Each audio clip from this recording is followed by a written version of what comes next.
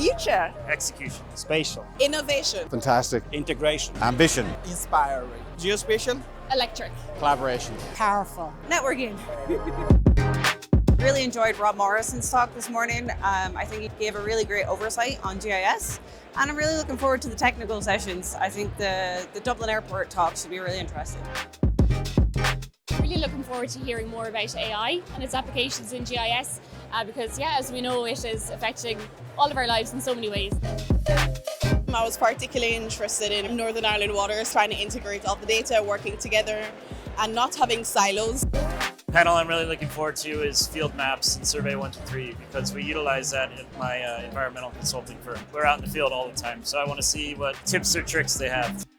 It's good to see how Sunset is using GIS in their project in a similar way how we are doing. So it was insightful, yeah. This is my first time attending this event. I want to take away the advanced technology in the industry, not only in Esri, but also can discussion with other partners regarding the GIS application.